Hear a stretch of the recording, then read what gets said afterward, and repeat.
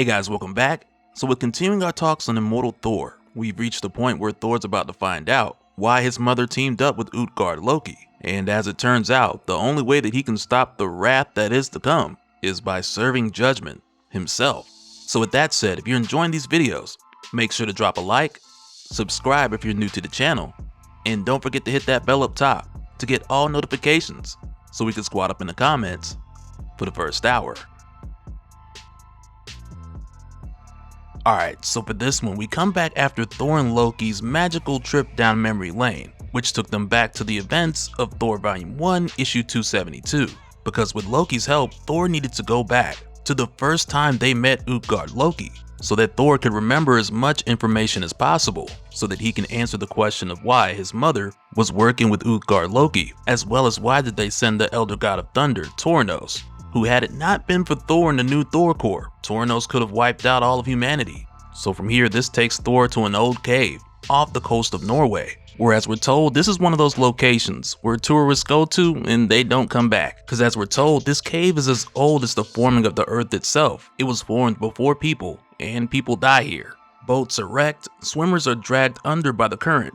Those who enter never return, their bodies never found. If you do not approach this place with respect, it will kill you. Here the earth does not have mercy. Here the earth is cruel. Which in a number of ways, this is preparing us for what Thor is about to find here. Because even though he's come to seek answers from his mother, this place still gives him the chills, much like any child who fears their mother's wrath. And that in itself is a very important thing to keep in mind here. Because we know at this time, Thor doesn't have your conventional type of access to his mother, where he could just physically walk up to her. But with her being goddess of the earth, a part of her is always here, which as it turns out, just happens to be the wrathful part. So just think of the concept like Pangea, where only a portion of the goddess is actually here, with that portion just being her wrath, and hopefully that'll make what we're getting into make more sense. So as Thor heads into this ancient cave that's described to be much like a cathedral, he summons Gia, saying, "Mother, show yourself. Your son stands in your place of power, and Thor would speak to thee." And as Thor cried out, his mother answered, opening up a passageway for Thor to travel deeper inside. And as soon as this happens, we're told there's a bit of hesitation on Thor's part before he goes in, with him being a god of the sky, invited to voyage deeper and deeper into the earth. But in spite of this, he presses further, because the truth he's looking for, it's not up above. So eventually, after heading down this path, Thor finds his mother, Gia, and she looking spooky. But it makes sense for what the story set us up for, because keep in mind, this is just a portion of Gia, representing her wrath that has manifested itself out of the earth. And I'd even argue that it's not just a coincidence that her appearance here looks just like what we saw earlier in this series when we revisited the birth of the Elder Gods, because it's also hinted to us in this story that there's a significant connection between Gia, this location, and her firstborn. So with that said, it makes sense that she looks this way when we see her here. But also, I like how it feeds into the idea of Thor needing to come here to confront his mother where her wrath is strong. Because like we know, the question he's come to ask, it's about her wrath. So in some ways, it's even more direct than him approaching her in what would seem to be a more conventional way. So right here, Thor's like, "I see you're busy. I'm not going to keep you long. For the question I have is a simple one. Why? Thanos, the Elder God of Thunder, was loosed on Midgard. Mortals died, whose lives I had sworn to protect. And had I not fought him, had I not sent him far from Earth, all there might have died before I found the answer to his ancient rage, including you."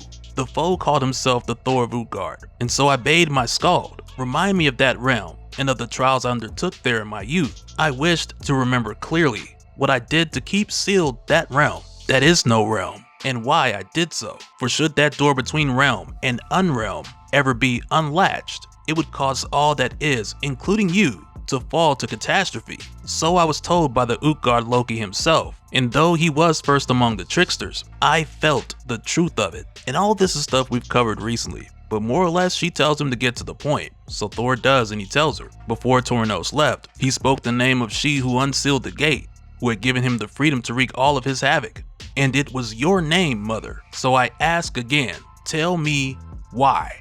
Which right here, you can just sense the fervence and emotion, the conviction that's coming from Thor when he's saying this. Cause mind you, when Thanos first showed up, Thor realized early on this guy was way too powerful to just fight, so he opened up the sky and sent Thanos into the yawning void. And at this point, with a number of people already dead and countless others trapped under the debris in the aftermath of Thanos' attack, this led to Thor reversing the storm to undo the damage that was done and free all the people who were stuck under the debris, which of course didn't bring back anyone from the dead, but it was insane to see him do that, or even try it for that matter, because he was surprised it worked. And for a moment it makes me think about, times where people say, powerful characters are all boring, which, I mean, some are, but that's not a one-size-fits-all kind of thing. And Immortal Thor is just another example that shows us when the writing's done well, even the mighty Thor cries tears of lightning in a moment like this where he realizes that he wasn't enough to save everyone. And I just appreciate when we get these types of moments. But going forward, Gia tells him that she will answer the question, but first she has a question of her own. So she pretty much asks him, like, who are you to question my reasons? So he tells her, I'm the champion of Midgard, the realm you endangered. I am the avenger of those you have wronged. I am your child. So she tells him, I have many children, and you are the least among them. To where right after she binds him in numerous vines, and she goes on to ask him, Mighty Avenger, champion of the earth, where were you when the earth was formed? When the Demiurge cast his gaze upon the dark of the deep, and brought forth titans. Thanos was there, Chthon was there, Set and Tiawas was there. He who you call Utgard Loki, he whose name we cannot know or speak, was there. And I was there as the ancient gods made war, for I was there to win that war. The elders battled endlessly, monstrosities of myth, enemies by their nature, each seeking to claim whatever their kinfolk possessed, caring not for the ground under their feet, the good earth they sacrificed thoughtlessly to maintain a world of constant strife, caring not for the life that struggled to be born upon it. So going forward, she tells Thor how this went down, since, he wasn't there. So she tells him it was here where she approached the Demiurge as a solution to this god war that was just destroying the earth, with even the hardiest of her creations becoming casualties in this perpetual power struggle. So she goes on to tell the Demiurge that she is life, and as life on earth would do, she would seed, spread, propagate, create, and nurture creation, and how all of these things gave her and the Demiurge a common cause, since the Demiurge planted the gods himself. So next she tells him that she's ready for the new seed, to where from there she tells the Demiurge her plan about seasons that would allow life to spring and things to change, instead of almighty powers just saying how things should be for all time. So next she requests that he bestows upon her his power of creation, that she might give this world a prodigy immaculate and save it from. But right here, as she's telling the story to Thor, she goes on to tell him there are things of which I will not speak, for they cannot be contained in words. For whenever life comes together to make new life, that is merely the play of shadows, and this was the light. The Demiurge did as he was bid. The new seed was planted, a seed of a new god, who created himself in me. I held the light like an ember, until I found my way to the deep places, perhaps to this very place.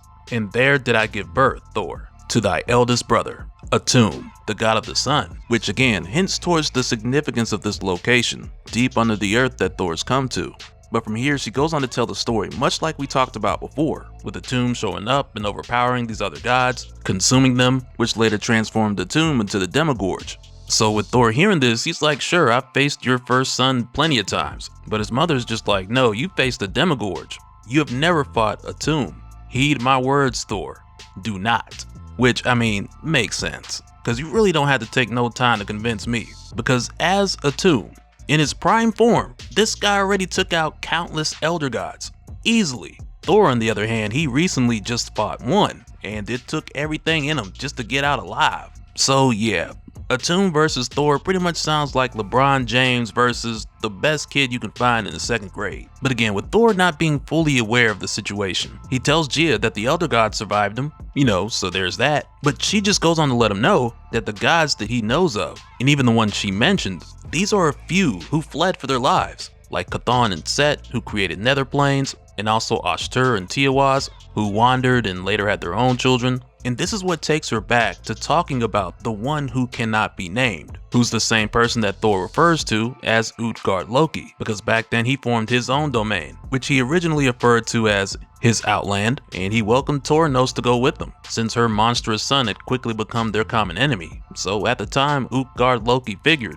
that the elder gods would be stronger in numbers, and in this land they would build a temple out there, a pantheon, So at the time, Utgard Loki gave Gia a key that would open the gates to the Great Hall of Utgard in case she ever wished to unlock it. Which, right here, this only tells Thor that his mother unsealed the gate, which to him right now is really more of a confirmation. So he goes back to what he mentioned earlier when he asked her why did she do it. So she tells him how humanity looks upon the earth like they own it, like it was something given to them by some greater god. And because she's known humanity from the beginning, she knows that they will not change unless change is forced upon them. And the way she looks at it, to her it's like humanity summoned the superstorm, and all she did from there was took humanity at their word. So for Thor, now that she's given him her answer, he's just like, oh, so this is your justice? To save mortals from themselves, you must kill them by the thousands. Is that correct? I have heard such cold rationalities before, mother. I did not accept them then, and I will not now, as he just breaks free of the vines that were holding him.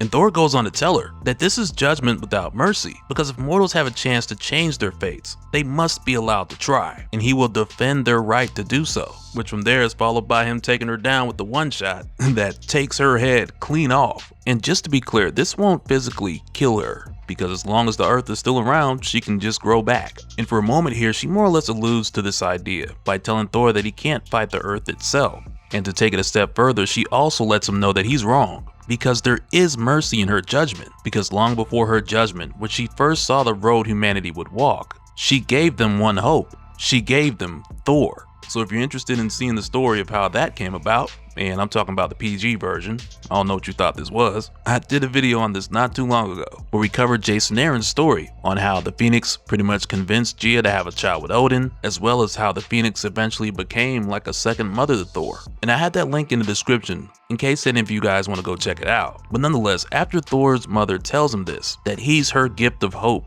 and mercy to humanity, she then lets him know that this conversation hasn't changed her mind, so she's not going to seal the gate, which now means defeating Thanos only bought more time, and that's something that Midgard doesn't have much more of. So she tells Thor, if you have a more precise judgment to apply against those who would end the earth, I suggest you hurry.